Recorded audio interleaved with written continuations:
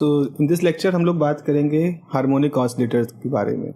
तो बेसिकली जो टॉपिक है वो तो है क्वांटम हार्मोनिक ऑसिलेटर के बारे में। पर first of all harmonic oscillator को समझने से पहले क्वांटम हार्मोनिक ऑसिलेटर को समझने से पहले थोड़ा सा हमें आइडिया ले लेना पड़ेगा क्लासिकल हार्मोनिक ऑसिलेटर का। तो क्लासिकल हार्मोनिक ऑसिलेटर की जो क्लासिकल इक्वेशन है, फेमस इक्वेशन है, वो है d2x dt स्क्वायर प्लस के एक्स इज इक्वल टू 0। हम यहाँ पे मान रहे हैं, मान लो हमारे पास एक स्प्रिंग जैसा इस तरह का है, एक ऑब्जेक्ट है किसी फ्रिक्शनलेस सरफेस पे, इसका स्प्रिंग कांस्टेंट ये है, इसका मास m है। तो ये अपनी मीन पोजीशन के अबाउट ऑसिलेट कर रहा हो, इस पे एक रिस्टोरिंग फोर्स काम करता है जो इसको इसकी मीन पोजीशन में लाने का प्रयास करता है। तो ये हमारी इक्वेशन हो जाती है। क्लासिकल की बात कर रहे हैं तो d2x ओवर dt स्क्वायर जो होगा वो हो जाएगा k by m x time 0, और यहाँ पर ओमेगा स्क्वायर को अगर हम k ओवर m ले लें तो ये हमारी फ्रिक्वेंसी हो जाएगी, उस ऑसिलेटर की एंगुलर फ्रिक्वेंसी हो जाएगी। और फिर हमारी जो इक्वेशन हो जाएगी वो सिंपल हो जाएगा d2x over dt square plus omega square x is equal to 0। ये हमारी एक स्टैंडर्ड इक्वेशन आप मान सकते हो, फेमस टाइप है ये इक्वेशन का, SHM टाइप इक्वेशन कहते हैं। इसका जो सोल्यूशन होता है वो आप लिख सकते हो x is equal to a some constant है omega t plus some phase angle phi. Okay, so this is the possible solution. अब अगर हम इसके लिए पोटेंशियल एनर्जी निकालें तो पोटेंशियल एनर्जी का जो फॉर्मूला होता है वो होता है half m omega square x square. ये हम क्योंकि बहुत ही हमें क्वांटम पढ़ना है और हम क्लासिकल के बारे में समझ रहे हैं, तो हम ये मान के चल रहे हैं कि आपको इसका आइडिया है, इस कैसे पोटेंशियल निकाला जा रहा है इसका आइडिया है। अगर आप टोटल एनर्जी निकालोगे जो कि इसकी काइनेटिक एनर्जी पोटेंशियल एनर्जी का सम होता है, तो उसमें सिर्फ इतना हो जाता है कि हाफ m ओमेगा स्क्वायर, और ये एम्पलीट्यूड आ जाता है, ये जो एम्पलीट्यूड है ये यहाँ पर आ जाता है। तो ये इसकी टोटल एनर्जी होती है। तो टोटल एनर्जी इसकी फिक्स होती है, और टोटल एनर्जी का एक हिस्सा काइनेटिक एनर्जी का होता है और एक हिस्सा पोटेंशियल एनर्जी का होता है। ओके, अब अगर हम इसकी इस सिंपल हार्मोनिक मोशन की बात करें तो ज़रा देखो, जब मोशन करता है ये, तो एक समय ऐसा होता है जब स्प्रिंग खींची हुई होती है, स्ट्रेच्ड पोजीशन में होती है, तो ये सबसे ज़्यादा यहाँ पर, ये इसकी मीन पोजीशन है। बट नाउ अब हम आपका जो SHM है वो इतना डिस्प्लेस हो चुका है, और उसके बाद एक पोजीशन ऐसी आती है जब ये कंप्रेस हो जाता है, आपका पेंडुलम जो भी है यहाँ आ जाता है, ये एक्स पोजीशन है। तो आप इस पोजीशन को और इस पोजीशन को टर्निंग पॉइंट कह सकते हो, क्योंकि इसके बाद से ऑसिलेटर में कंप्रेशन फर्दर नहीं होता, तो इसका रिस्टोरिंग फोर्स फिर से मीन पोजीशन की तरफ ले जाता है, और यहाँ पर भी रिस्टोरिंग फोर्स मीन पोजीशन की तरफ ले जाता है। तो ये हमारे दो टर्निंग पॉइंट होते हैं। तो अगर हम इस चीज़ को दिखाएं इस तरह से, तो आप ये टर्निंग पॉइंट है हमारे पास, और चलो ये टर्निंग पॉइंट है उतनी दूरी पर। तो अगर हम प्रोबेबिलिटी की बात करें कि इस मास के पाए जाने की प्रोबेबिलिटी सबसे ज़्यादा कहाँ होगी, तो टर्निंग पॉइंट पे, क्योंकि यहाँ पर गया, रुका, फिर लौटा, तो कंपैरेटिवली ज़्यादा टाइम स्पेंड करता है, लेकिन इस पोजीशन को बहुत तेज़ी से वो कवर करता है। तो यहाँ पर जो इक्विलिब्रियम जो प्रोबेबिलिटी होगा वो यहाँ पर लीस्ट होगा और यहाँ पर मैक्सिमम होगा। तो this is the turning point position जो होती है। पोटेंशियल की बात करें तो पोटेंशियल जो ये v है, अगर x के साथ लोगे तो x स्क्वायर पे v डिपेंड कर रहा है, तो इसका मतलब ये पैराबोलिक होगा। तो अगर हम इस तरह से एनर्जी को रिप्रेजेंट कर रहे हैं तो ये हमारे पास एक पैराबोलिक शेप का इसका पोटेंशियल का होगा। ये पोटेंशियल का यहाँ पोटेंशियल मैक्सिमाइज होता है, जब यहाँ रुक जाता है, पोजीशन में आ जाता है, तो ये मैक्सिमम पोटेंशियल की वैल्यू होती है, और जो मीन पोजीशन होता है वो मिनिमम पोटेंशियल एनर्जी की वैल्यू होती है। ओके, सो ये एक क्लासिकल हार्मोनिक ऑसिलेटर का बिहेवियर होता है। Now let us start to think about the quantum harmonic oscillator. तो हम बात करते हैं क्वांटम हार्मोनिक ऑसिलेटर। अच्छा, एक और चीज़ जो क्लासिकल ऑसिलेटर के बारे में बतानी थी मुझे आपको, कि इसमें ऐसा होता है कि एनर्जी, आप जो भी एनर्जी दोगे, है ना, इस पेंडुलम को, ये जो ऑसिलेटर है इसको जो भी एनर्जी दोगे, ये उस एनर्जी से ऑसिलेट करना शुरू कर देगा। देखो, इस एनर्जी में आपने जो भी ए वैल्यू दी, तो जो भी ए मतलब आप जब अगर आप हायर जनरली एसएचएम के लिए हम कहते हैं कि एम्पलीट्यूड को हम बहुत ज़्यादा नहीं रखते वरना उसमें एनहार्मोनिसिटी आ जाती है, बट इन जनरल हम जो भी ए की वैल्यू प्रोवाइड कराएंगे उसी हिसाब से उसकी एनर्जी मिल जाएगी। तो यहाँ पर एक कंटिन्यूटी होती है, एनर्जी एक कंटिन्यूस एनर्जी स्पेक्ट्रम होता है, इसमें डिस्क्रीटनेस नहीं होती। मतलब यहाँ ऐसा नहीं होगा कि ए की वैल्यू 1 हो, 3 हो, 5 हो, 7 हो तभी हमारा ऑसिलेटर ऑसिलेट करेगा, ऐसा कोई शर्त नहीं होती। 1 हो, 1.1 हो, 1.111 हो, जो भी आप एनर्जी दोगे द ऑसिलेटर विल ऑसिलेट। और यहीं से हमारे क्वांटम ऑसिलेटर की कहानी बदल जाएगी। तो डायनेमिज्म है यहाँ पर। अगर हम एक क्वांटम ऑसिलेटर की कल्पना करें तो उसके लिए हमारे पास श्रोडिंगर इक्वेशन ही है जिसको हम सॉल्व करके अपनी डायनेमिकल सिचुएशन या जो भी हमारे डायनेमिक्स है उसको समझ सकते हैं। तो श्रोडिंगर इक्वेशन को हम लोग यूज करते हैं। तो suppose d2 psi dx square over 2m h cross e minus v, और v कोई पोजीशन का है और ये psi इज इक्वल टू 0, ये हमारी श्रोडिंगर इक्वेशन है। अब एसएचएम के लिए हम मान लें हमारा जो पोटेंशियल है वो ऐसा है, ये हाफ के एक्स स्क्वायर ओमेगा स्क्वायर, ठीक है, इस तरह का पोटेंशियल मान लिया जो कि हार्मोनिक ऑसिलेटर के लिए होता है। तो यहाँ से आपके पास हो जाएगा d2 psi over dx square 2m by h cross square, और इसको हमें रखना है तो e माइनस v की वैल्यू रख देना, तो v की value half m omega square और ये x स्क्वायर साई 0, ये x है यहाँ पर।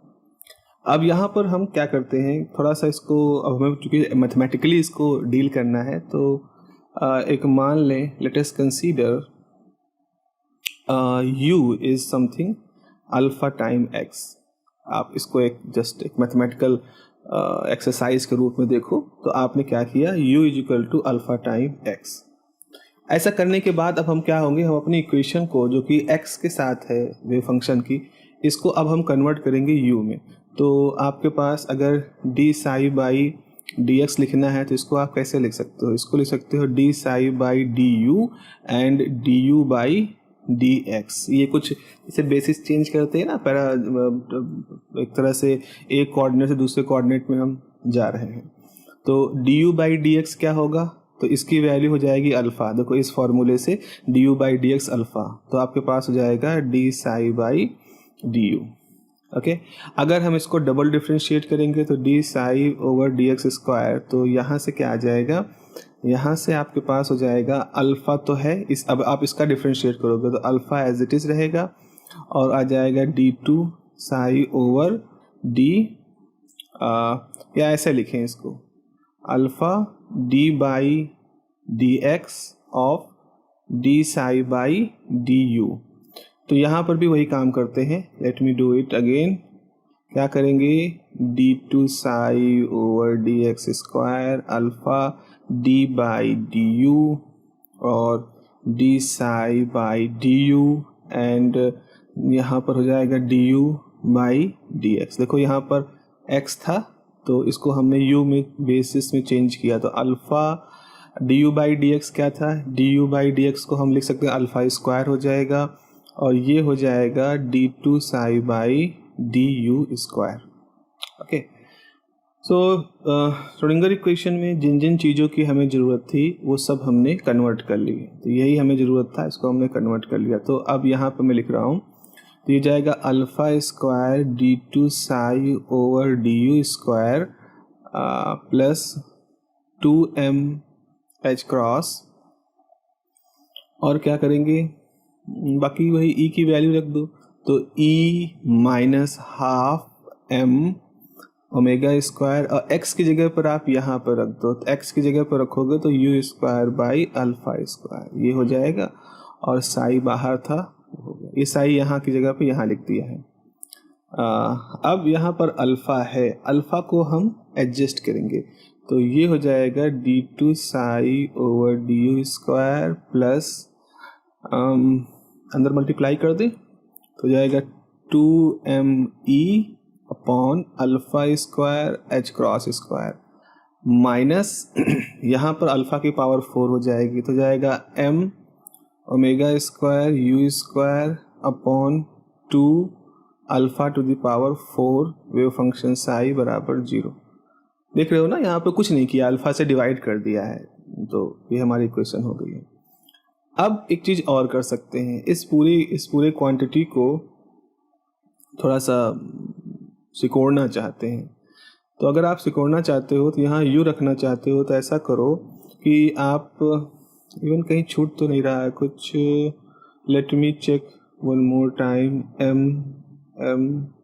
हाँ, थोड़ा सा गड़बड़ हो गई ना। जब इसको हम मल्टीप्लाई करेंगे तो ये 2 हो जाएगा, एम स्क्वायर हो जाएगा और एच क्रॉस स्क्वायर आ जाएगा। वही मैं कहूँ यहाँ कुछ अधूरा सा लग रहा था। तो m square omega square upon h square. तो ऐसा करते, यहीं से हम क्लू निकालते, हम मान लेते हैं लेट अल्फ़ा स्क्वायर बराबर m omega by h cross. ये हमने यहाँ से सोचा है, ये m square omega square h cross square है। तो अगर हम अल्फ़ा स्क्वायर ये मान लें तो अल्फ़ा की पावर 4 जो होगी वो हो जाएगी m square omega square by h cross square. ऐसा करने से ये सब कट जाएगी, केवल यू बचेगा, है ना। ये हमारा आइडिया था, लेकिन इसका असर यहाँ पर भी पड़ेगा, यहाँ भी हमें अल्फ़ा की जगह पर वो वैल्यू रखनी पड़ेगी। चलो देखें इस कारनामे से क्या होता है। तो आपके पास था d2 psi by D you square, ठीक है, प्लस अब आपने 2me बाई एच क्रॉस तो था ही, आपने अल्फ़ा स्क्वायर की जगह पर रख दिया m omega by h cross, ये हो गया। इधर सब कट जाएगा, यहाँ पर आपने ऐसी साजिशें ही रची थी कि ये सब कुछ ख़त्म हो जाए। तो ये अल्फ़ा हो जाएगा m square omega square by h cross square और यहाँ एच क्रॉस स्क्वायर। ये सब कुछ कट कुट का कुछ नहीं बचेगा, एकदम ज़बरदस्त मारकाट हो जाएगी। यहाँ से एम हट जाएगा, यहाँ से एच स्क्वायर हट जाएगा, बाकी सब रहेगा। तो इस तरह से कुछ बड़ी सिमटी सी स्लिम ट्रिम सी थोड़ी सी स्लिम ट्रिम इक्वेशन हमारे पास आ गई। इस तरह से ये साई बराबर 0। फिर समेटने की अपनी आदत के थ्रू हमने मान लिया put beta is 2e over H cross omega ही मान ले, पूरा किसी को बीटा मान ले। तो आपके पास अब एक बड़ी ही सुनियोजित सी इक्वेशन आ गई इस तरह की, साई बराबर 0। और ये क्वांटम मैकेनिक्स की हमारी इक्वेशन है। देखो, जब हम लोगों ने क्लासिकल ऑसिलेटर लिया था तो वहाँ हमारी इक्वेशन थी d2 psi by d x square plus some omega square psi बराबर x बराबर 0। अब की बार वैसी ही इक्वेशन है, लेकिन अब की बार हमारे पास जो यहाँ वेरिएबल है वही वेरिएबल यहाँ है और एक कुछ बीटा है। तो ये क्वांटम ऑसिलेटर के लिए आप कह सकते हो कि हमारी इक्वेशन है, ठीक है। और अब हम इसका सॉल्यूशन निकालते हैं। अब इसके सॉल्यूशन को हम लोग निकालते हैं। तो अब एक सॉल्यूशन यहाँ पर ये है कि देखो u आपने क्या माना था, u बराबर माना था अल्फ़ा टाइम x, है ना। लास्ट देखें यहाँ पर जो जहाँ से ये मानने की बात हमारी शुरू हुई है, हमने u अल्फ़ा टाइम x लिखा था, अल्फ़ा कोई पैरामीटर हमने मान लिया था। तो हम ये कह रहे हैं कि जो अब इसका जब सॉल्यूशन निकालोगे तो सॉल्यूशन जो होगा वो फंक्शन होगा u का, है ना। देखो u का डिफरेंशिएट हो रहा है, उसमें बीटा भी होगा क्योंकि बीटा भी यहाँ पे इंक्लूडेड है।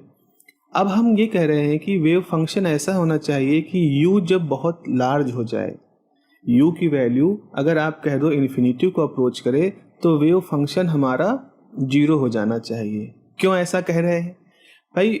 हम किसकी स्टडी कर रहे हैं? हम स्टडी कर रहे हैं ऑसिलेटर की।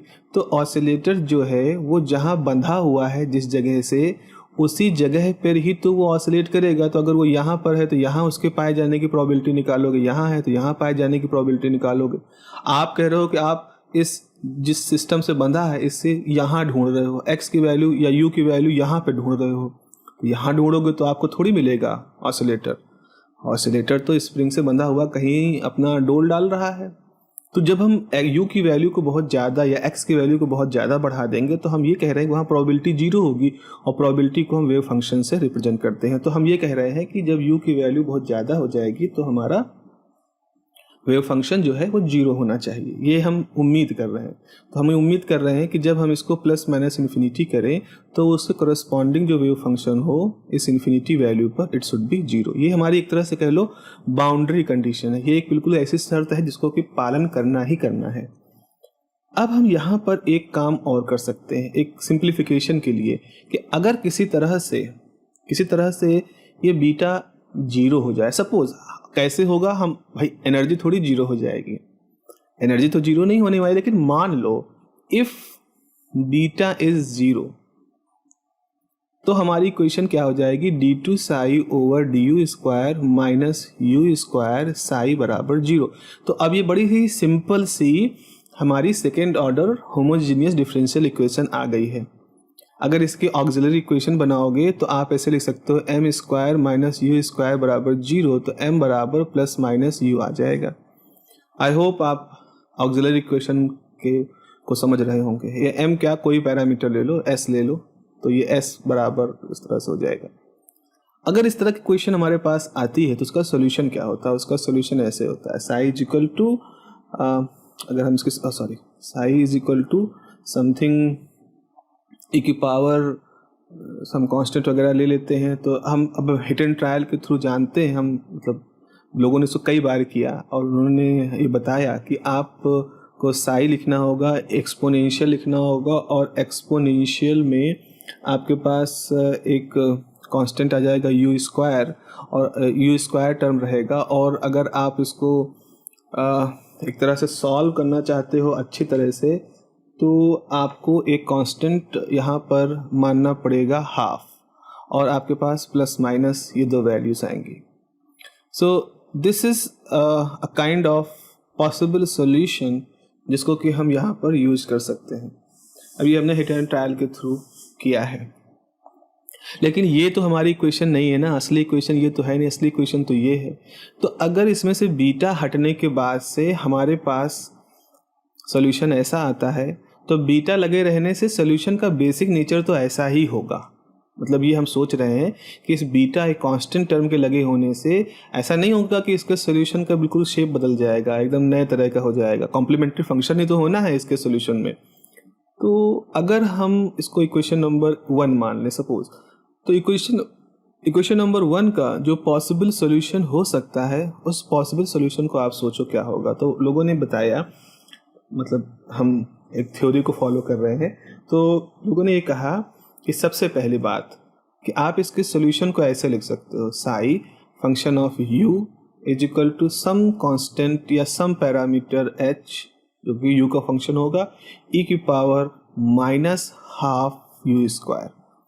तो इसका पॉसिबल सॉल्यूशन इस तरह से माना गया। h क्या है हमें अभी नहीं मालूम है, हम इसको डाल चुके हैं क्योंकि ये सोच के कि h जो है बीटा की वजह से आ रहा है, जो बीटा है इसकी वजह से हमारे सॉल्यूशन में इसको इंट्रोड्यूस करना पड़ा। बाकी रही बात एक्सपोनेंशियल की, तो हमने यहाँ प्लस और माइनस साइन चुनने का हमारे पास ऑप्शन था। हमने माइनस साइन क्यों चुना? क्योंकि हम यही चाहते हैं कि जब हमारा u इनफाइनाइट को अप्रोच करे तो उसमें वेव फंक्शन हमारा 0 होना चाहिए। तो आप खुद ही देखो, अगर u e की power minus you square by 2 है तो जब आप u इनफाइनाइट करोगे तो इसकी वैल्यू क्या हो जाएगी, 1 अपॉन e की पावर इनफाइनाइट, यानी कि ये 0 को अप्रोच करेगी। तो वेव फंक्शन में अगर हम e की पावर माइनस टर्म रखेंगे तभी हमारा वेव फंक्शन इस बाउंड्री कंडीशन को फॉलो करेगा कि u के इनफाइनाइट अप्रोच करने पर वेव फंक्शन 0 होगा, अदरवाइज प्लस करने पर तो ब्लो आउट हो जाएगा। तो हम नेगेटिव साइन को नहीं मानते हैं क्योंकि वो ब्लो आउट कंडीशन को रिप्रेजेंट करता है। ब्लो आउट का मतलब ये कि वेव फंक्शन भी इनफाइनाइट हो गया, और वेव फंक्शन प्रोबेबिलिटी जुड़ा हुआ तो प्रोबेबिलिटी इनफाइनाइट मतलब वहीं पर पार्टिकल स्टिक है, यानी कि सिंपल हार्मोनिक मोशन अब नहीं हो रहा है। तो हम आ गए अपने इस हिट एंड ट्रायल मेथड को अपनाने के लिए अपने इस सोल्यूशन से। अब हमारे सामने सवाल ये है कि अगर ये सच में इसका सोल्यूशन है तो सेटिस्फाई करेगा। तो इक्वेशन नंबर 1 है, इक्वेशन नंबर 2 है, और हम कह रहे हैं इक्वेशन नंबर 2 इक्वेशन नंबर 1 को सेटिस्फाई करेगा। चलो भाई सेटिस्फाई कराते हैं। ये एक लंबी एक्सरसाइज है जिसको हमें करना है। तो साई बराबर हमने माना है ई की पावर यू स्क्वायर बाई 2, तो D Sai by D you क्या होगा, आप इसमें एच भी फंक्शन ऑफ यू है, यहाँ पर भी है, तो इसको आप लिखोगे D H by D U E की power minus you square by 2 plus first function second function से कह रहे हैं एच ई की power minus you square by 2 ऐसे रहेगा, डी बाई डी यू होगा minus you square by 2। Okay, तो ये हो जाएगा D H by D U. इसको आप लोग अपने हाथ से करते रहिएगा, भगवत कथा की तरह केवल सुनते मत रहिएगा, ये ज़रूरी है आपको इसको अपने हाथ से करना। तो यहाँ से बचेगा माइनस एच ई की पावर यू स्क्वायर बाई 2, ये प्लस ही रखते हैं अभी, इसको डिफ्रेंशिएट करोगे तो जाएगा माइनस 2u बाई 2। ठीक है, तो फाइनली ये हो जाएगा D H by D U E की power minus you square by 2, minus ले ले, 2 कैंसिल हो गया, तो minus H into U E की power minus you square by 2। ठीक है, अब आप इसको 2 बार डिफ्रेंशिएट करोगे, यहाँ से खेल शुरू होगा। तो आपको d बाई डी यू करना है पूरे इसका, तो D H by D U E की power minus you square by 2 minus D by D U करना है इस पूरे टर्म का। यहाँ एच भी फंक्शन ऑफ यू है, यू तो खुद ही है, और ई की power minus you square by 2, तो यहाँ 3 फंक्शन है, एक ये फंक्शन, एक ये फंक्शन, एक ये फंक्शन, इन तीनों को डिफ्रेंशिएट करना है। ऐसा करने के लिए अब हम करेंगे क्या, ऐसा करने के लिए आप ऐसा करो, h को और e को एक साथ क्लब कर लो, इन दोनों को एक साथ क्लब कर लो और फिर u को अलग कर दो। तो आप इसे ऐसे लिख सकते हो, इसको आप ऐसे लिख सकते हो कि d by D you of h e की power minus you square by 2 into you. तो आपने इस ब्रैकेट के अंदर एक u के फंक्शन रख दिया और एक u को बाहर रख दिया। इसका रखने का कारण ये है कि u का डिफरेंशिएट करोगे तो 1 आ जाएगा, इसलिए।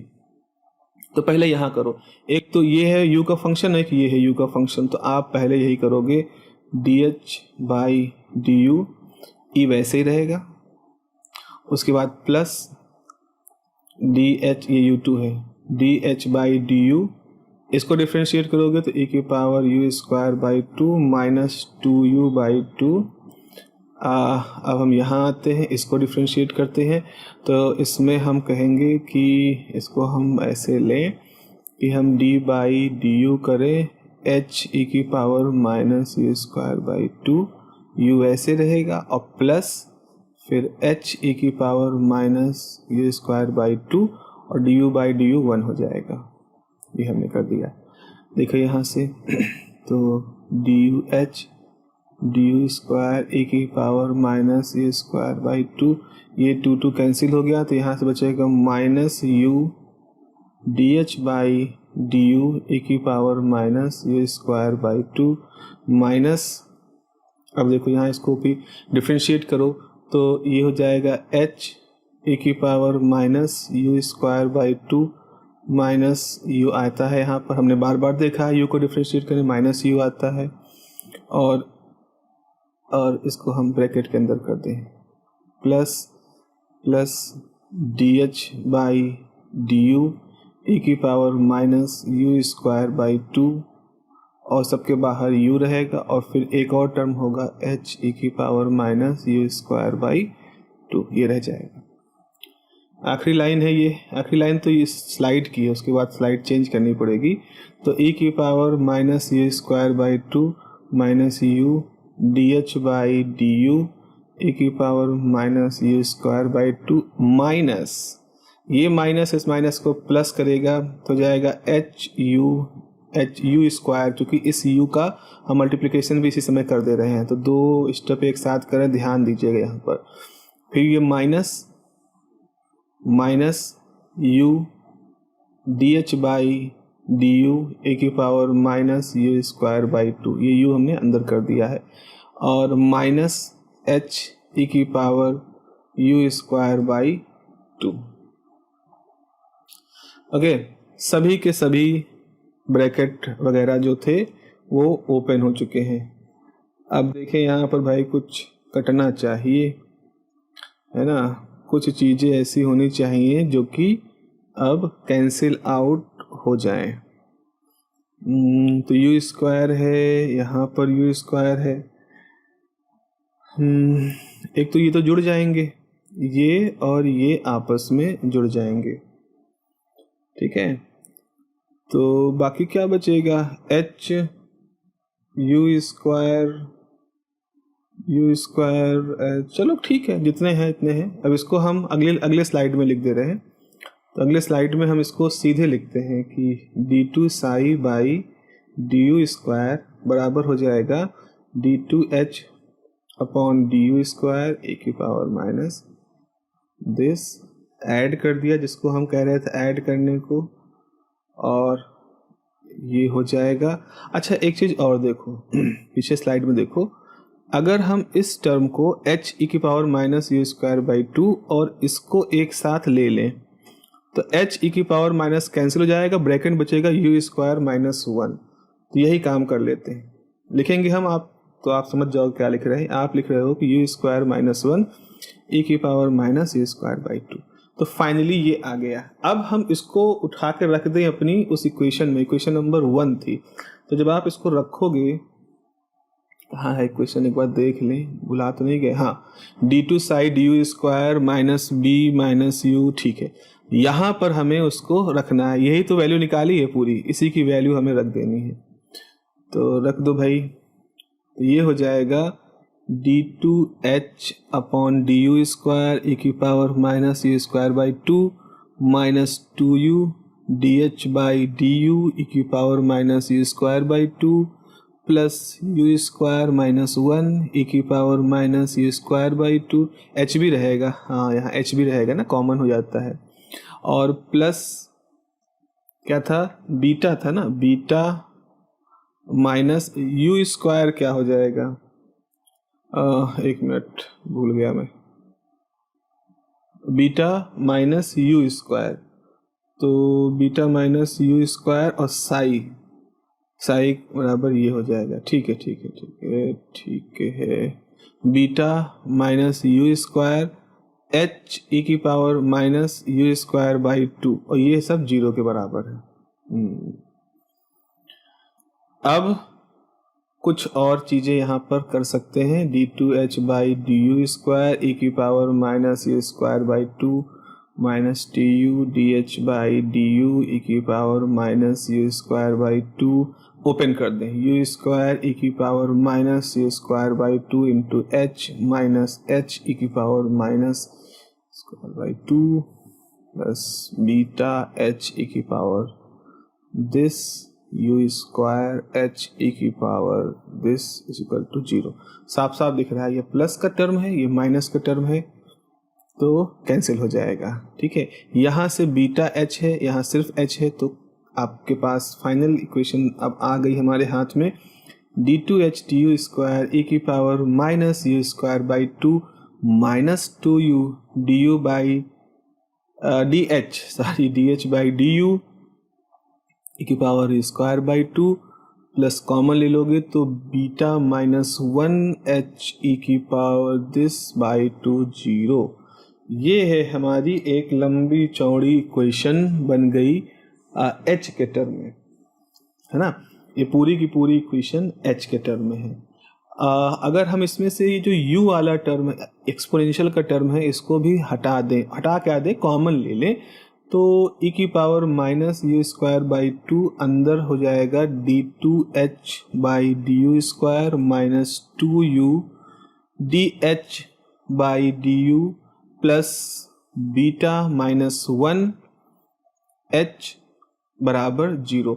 मैं मालूम है भाई ये तो हम 0 नहीं ले सकते ना, अगर ये 0 ले लोगे तो सोल्यूशन ही खत्म हो जाएगा, तो इसका मतलब ब्रैकेट के अंदर की चीज़ 0 होगी, तो ये d two H by D you square minus 2u D H by D u plus beta minus 1 h is equal to 0। ये जो इक्वेशन होती है, इस इक्वेशन स्पेशल फंक्शन में ये एक मतलब एक मैथमेटिक्स में ब्रांच है जहाँ हम कुछ स्पेशल फंक्शंस की बात करते हैं, तो उसमें एक फंक्शन होता है Hermite function, Hermite after the name of inventor और जो भी उसके मैथमेटिशियन थे। तो इस तरह की इक्वेशन को हम पावर सीरीज मेथड से सॉल्व करते हैं। तो डिफरेंशियल इक्वेशन जो सॉल्व करनी सिखाई जाती है तो एक पावर सीरीज मेथड होता है। तो पावर सीरीज मेथड में आपको इस तरह के इक्वेशन में आप अगर h को लिखोगे पावर के टर्म में तो n है, 0 से इन्फिनिटी रन कर रहा है, तो an u की पावर n इस तरह से लिखते हैं। तो अगर इसमें आप dh बाई du लिखना हो तो ये वही सिंपल सा रूल है, an तो ऐसे रहेगा n time u n minus 1 हो जाएगा। और अगर आप इसे d2h बाई du स्क्वायर लिखना हो तो आपके पास क्या हो जाएगा, आपके पास an वैसे रहेगा, n हो जाएगा, n माइनस 1 हो जाएगा, u n माइनस 2। अच्छा, हम ये चाहते हैं कि हमारी जो पावर है वो ऐसे ही रहे, un ही रहे। तो अगर ऐसा करना चाहते हो तो आप क्या करो, put n is equal to n plus 2। अरे मतलब आगे के टर्म की बात हो जाएगी, तो ये हो जाएगा a n plus 2 n plus 2 n plus 2 minus 1 u n plus 2 minus 2। तो ये कैंसिल हो गया, तो आपके पास बचेगा a n प्लस 2, यहाँ से 1 है ना, ये माइनस 1 है तो ये कैंसिल हो जाएगा, n plus 1 n plus 2 u n। ये हमारे पास ऐसे आ जाएगा। क्यों किया, ताकि जब हम इसको रखें कहीं पर सीरीज में तो हमारे पास un यहाँ भी है, un यहाँ भी है, तो ये un जितने होंगे ना ये सब कॉमन हो जाएंगे। तो अब इसको हम रख दें अपनी इक्वेशन में। ये इक्वेशन हमारी थी, इसको मान लो इक्वेशन नंबर 3 मान लो, है ना। कौन सी इक्वेशन है, इक्वेशन नंबर 1 2, ठीक है, इक्वेशन नंबर 3 मान लेते हैं। तो इक्वेशन नंबर 3 में उठा करके इसको चिपका दो। तो ये n की वैल्यू रन कर रही है, a n प्लस 2 है, n प्लस 1 है, n प्लस 2 है, और फिर क्या है, u की पावर n है, माइनस दूसरा टर्म क्या था, minus 2u dh by du। अच्छा ठीक है, तो जाएगा 2 टाइम u, और आपको ये टर्म लिख देना है, ये वाला। तो ये हो जाएगा a n n u n minus 1, और फिर क्या है, फिर हमारे पास है बीटा माइनस 1। तो beta minus 1 summation a n u n बराबर सब 0। अच्छा, u जब मल्टीप्लाई होगा यहाँ जाएगा तो ये 1 माइनस 1 को कैंसिल कर देगा तो un हो जाएगा। तो एक समय ऐसा होगा कि यहाँ भी un होगा, यहाँ भी un होगा, यहाँ भी un होगा। an को नहीं निकाल सकते क्योंकि an यहाँ है, यहाँ an है, लेकिन यहाँ an प्लस 2 है। तो ठीक है, पड़ा रहने दो, जो जहाँ जैसा है, हम क्यों उसमें छेड़छाड़ करें।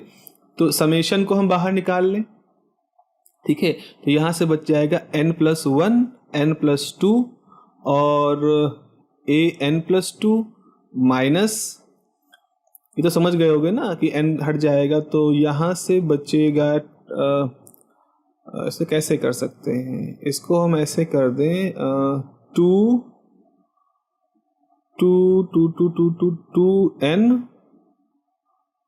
n a n, है ना, 2n a n plus beta minus 1 a n। Summation बाहर निकाल ही चुके हैं, और इधर से हमने u की पावर n को भी बाहर निकाल दिया। तो देखो ध्यान से, इसी चीज़ को हमने ऐसे लिख दिया। अच्छा, ये दोनों एक साथ लिखे जा सकते थे, ये चीज़ और ये चीज़ एक साथ लिखी जा सकती थी, ठीक है, लिख देंगे आगे। तो फाइनली हमारे पास क्या आया, हमारे पास ये आया कि n plus 1 n plus 2 a n plus 2 minus minus होगा, माइनस नहीं होगा, माइनस नहीं, ये बीटा, हाँ ठीक है ठीक है ठीक है ठीक है। तो ये हो जाएगा minus 2n minus beta plus 1 a n, और इधर un, इधर समेशन बराबर 0। भाई un तो 0 नहीं है, सोल्यूशन मान के चले थे हम ना शुरू में। तो फिर वही बात आ गई, हमारे पास क्या आया कि a n plus 2 multiplied by n plus 1 n plus 2 बराबर, मतलब minus 2n minus beta plus 1 time a n is equal to 0। तो इस हिसाब से a की वैल्यू क्या आ जाएगी, 2n minus beta plus 1 upon n plus 1 n plus 2 a n। इसे हम रिकरेंस रिलेशन कहते हैं। स्पेशल फंक्शन वगैरह में जब हम इस तरह के इक्वेशन निकालते हैं तो इसको रिकरेंस रिलेशन कहते हैं। मतलब ये जो एक एडवांस टर्म है और ये जो उससे प्रायर टर्म है, जैसे ए एन लिखोगे फिर एक टर्म होगा ए एन प्लस 1 लिखोगे फिर एक टर्म होगा ए एन प्लस 2 लिखोगे, तो ये एक एडवांस टर्म है, ये उससे प्रायर का टर्म है। तो किसी एडवांस टर्म की प्रायर टर्म पे कैसे डिपेंडेंसी होती है उसको हम इस तरह से रिप्रेजेंट करते हैं। अच्छा, हम ये कह रहे हैं कि हम ऐसी सीरीज चाहते हैं इसमें बहुत सारे टर्म ना हो, तो बहुत सारे टर्म ना हो इसका मतलब ये एडवांस टर्म हमारे जीरो हो जाएं। ठीक है, आप ये चाहते हो कि आप एक एच सीरीज को फाइनाइट टर्म का रखना चाहते हो। तो अगर आप भाई फाइनाइट टर्म्स में इस सीरीज को रखना चाहते हो तो आप चाहते हो कि जो एडवांस टर्म है ये जीरो हो।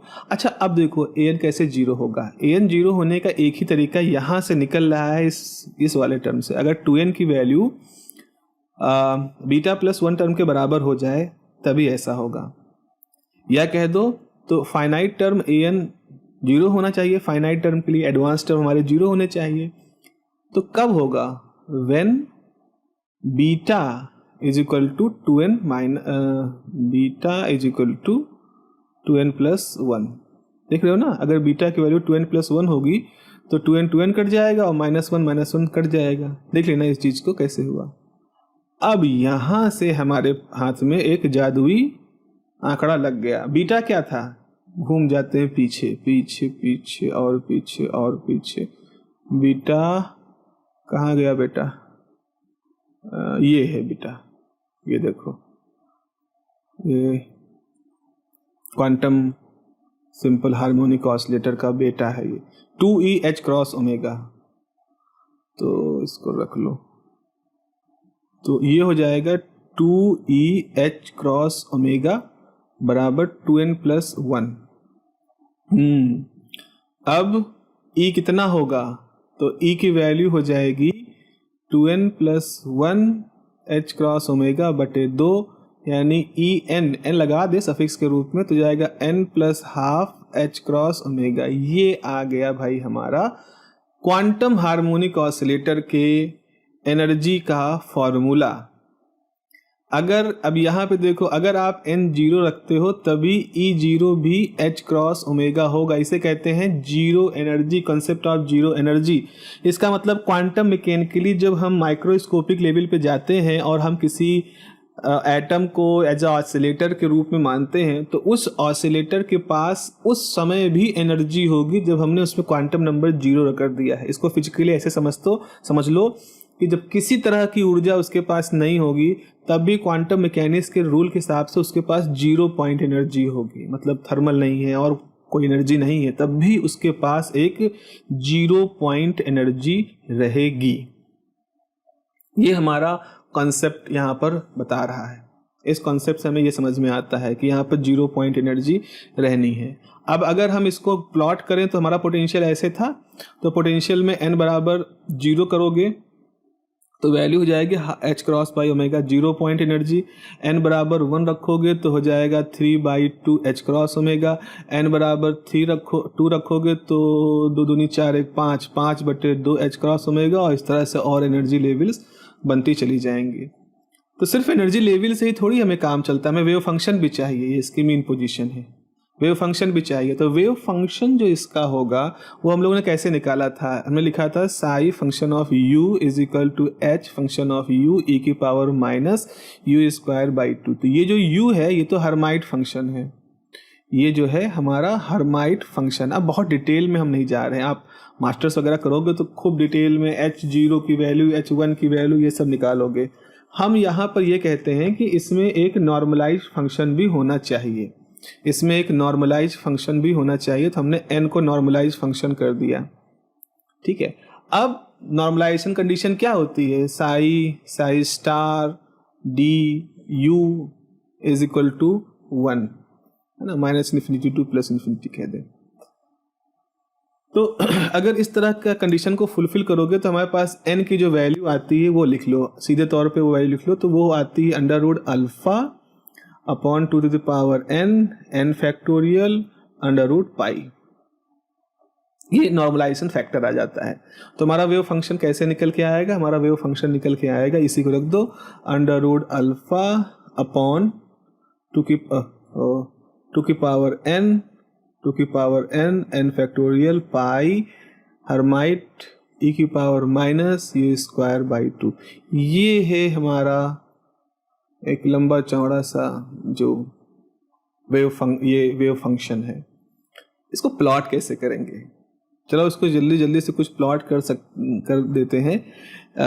जैसे हमने कहा n बराबर 1, तो n बराबर 1 जब आप रखोगे तो आपका प्लॉट कुछ इस तरह से आएगा। जो हमने वेव फंक्शन ये बनाया ना, ये n बराबर 1 मान लो, तो यहाँ पर इसका प्लॉट ऐसा आएगा, इस तरह का। ये psi1 का प्लॉट है। नहीं सॉरी, वेव फंक्शन 1 तो मतलब गड़बड़ होगा। ये ऐसे लिख लीजिए psi2 का प्लॉट होगा। हाँ, ये psi2 का प्लॉट होगा, इधर प्रोबेबिलिटी ज़्यादा है। मैं फिर से बना दे रहा हूँ, psi2 का ही प्लॉट बना दे रहे हैं। सबसे पहले ये वेव फंक्शन है इस तरह से, ये हमारी एनर्जी स्टेट है, तो ये ऐसे बनेगा। ये हो गया वेव फंक्शन 2। वेव फंक्शन 1 कैसे बनेगा? वेव फंक्शन मतलब n बराबर 1 रखने पर ये 2 के लिए है, नॉट 1, 2 के लिए। तो ये हमारा इस तरह से है, तो इसका ऐसा बनेगा, n बराबर 1 नीचे होगा ये, तो इससे तो ऐसे इस तरह का बनेगा। तो ये 1 है और ये वाला 2 है। 3 कैसे बनेगा? 3 के लिए आप ऐसे समझो, 3 में बम्प्स, जो नोड्स, नोड, एंटी नोड, ये सब दुनिया भर की तामझाम आप और आगे मास्टर्स वगैरह में सीखोगे। तो ये 3 यहाँ है, तो इस तरह से यहाँ से उठा, एक गया, फिर एक डिप में गया, फिर ये गया, फिर ऐसे बना। थोड़ा सा ये गड़बड़ हो गया, पेन हिल रहा है हमारा, ये ऐसे हो जाएगा psi3। और psi4 कैसे बनेगा? psi4 अब कॉम्प्लिकेटेड होता जा रहा है धीरे धीरे। तो psi4 का यहाँ होगा, अगर हम देखें तो ये कुछ ऐसा बनेगा, इस तरह से, फिर ना ऐसे करके यहाँ डिप करेगा और फिर यहाँ उठ करके ऐसे जाएगा। ठीक है, तो ये हो गया psi1 वेव फंक्शन, ये psi2 वेव फंक्शन, ये psi3 वेव फंक्शन, ये psi4 वेव फंक्शन। तो ये हमने कुछ थोड़ा बहुत मैथमेटिकली रिगरस हुए हम लोग यहाँ पर, और ये हमारा एक पूरा